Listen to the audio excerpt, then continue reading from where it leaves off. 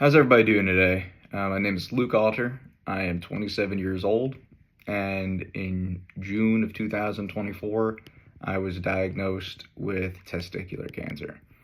Now, I am, as you can tell, fairly deep into my journey so far, but I wanted to kind of share my story and kind of give people any tips that I can give to help them through this journey.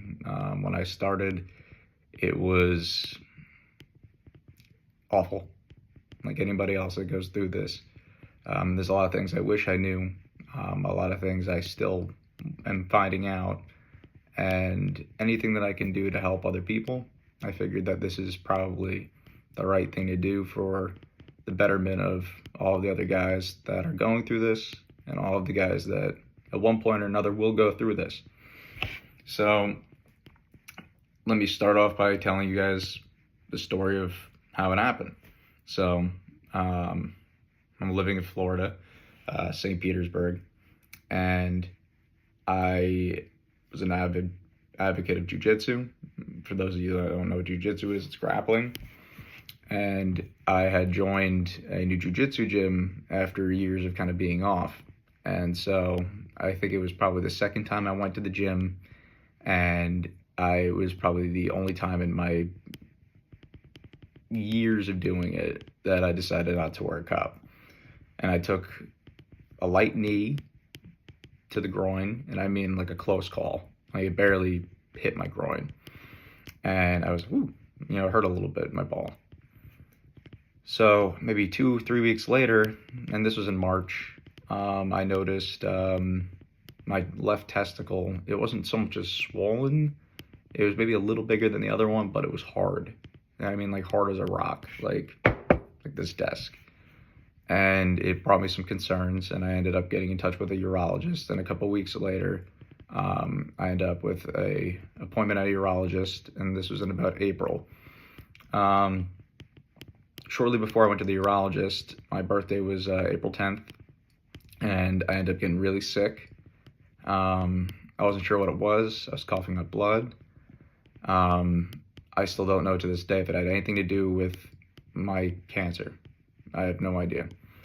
That being said, when I went to the urologist, he said that because I had been kneed in the testicle, he believed it was a sports-related injury.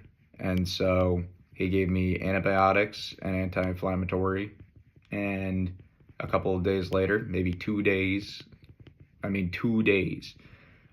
testicle went from being about this big to about the size of my fist.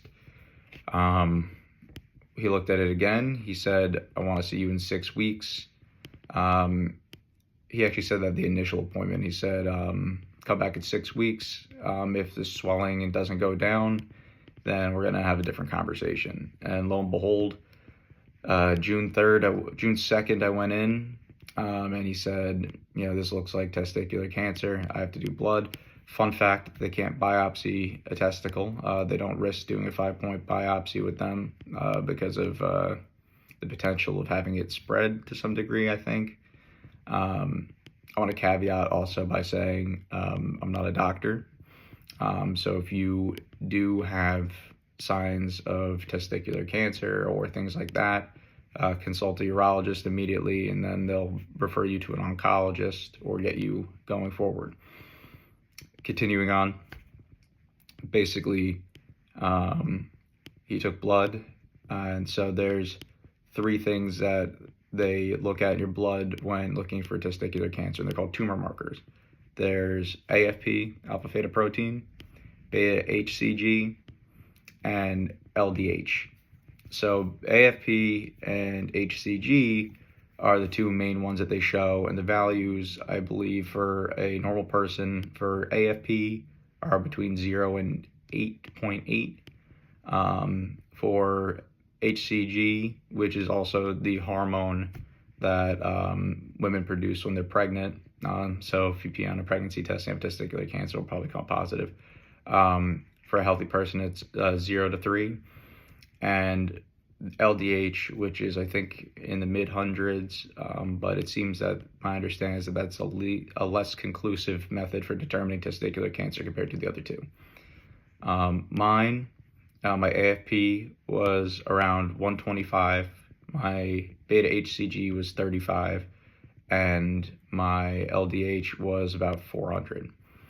I packed up my life. I told my parents, who were up in New York, packed up my life, and I drove up to New York in a day, and ended up getting a CT scan the next day, which had showed that the testicular cancer had spread to 2 lymph nodes in my abdomen.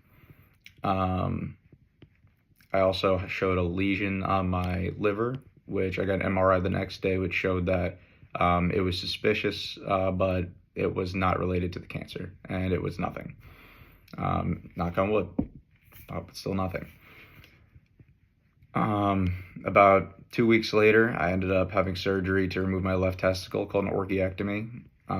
Surgery itself, not terrible. I'll get into another video on the orchiectomy and everything with that. And after the orchiectomy and recovering, I met with several oncologists, and ultimately ended up getting one more CT scan 30 days later, which had showed that it had spread since I had gotten it removed. To that point, it had spread to more lymph nodes, it had gotten bigger, and it had spread to nodules in my lungs. At that point, I was also having severe back pain, which developed from the orchiectomy to after. And at that point, about a week later, I started chemotherapy. I am now approaching my 3rd cycle of chemotherapy. I have done 2 so far. Chemo for testicular cancer is, you can end up with one of, I believe, 2 types of chemo at the initial outset, but I will get into another video about chemo and what it is and everything else more specifically. But I'm currently approaching my 3rd cycle, so I have 2 left. It's the 5 days in a row coming next week, 3 weeks, and then I'm on my last cycle.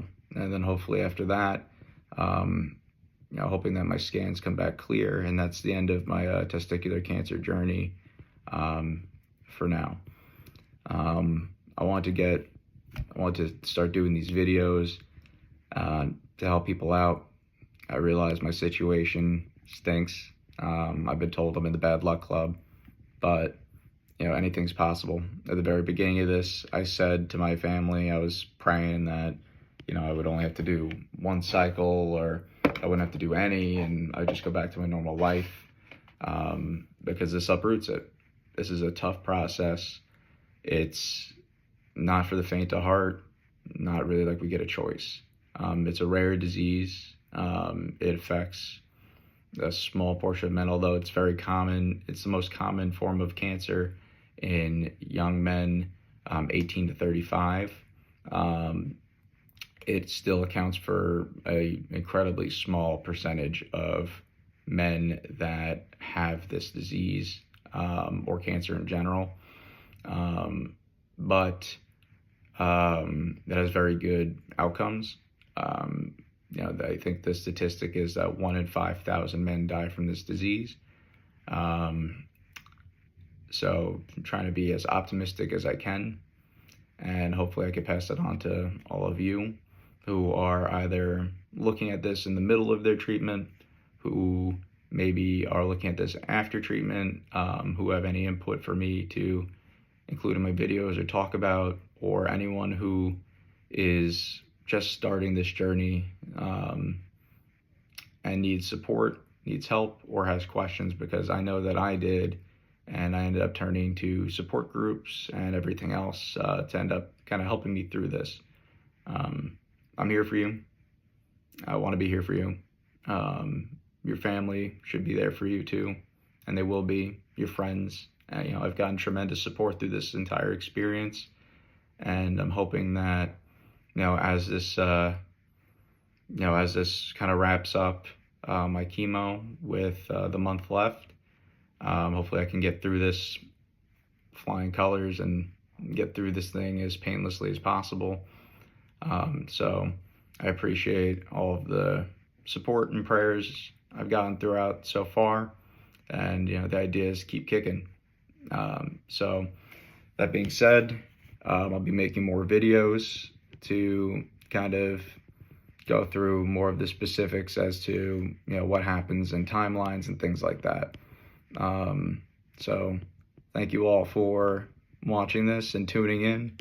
I'll try and make it as clean as possible. I only have my cell phone, so I don't have camera equipment, but I think the message gets across the way it needs to get across. Regardless, I don't need anything fancy to tell you guys what's what and what is. So if you have any questions, feel free to message me. Feel free to reach out, and I'll do my best to keep posting videos. Thank you.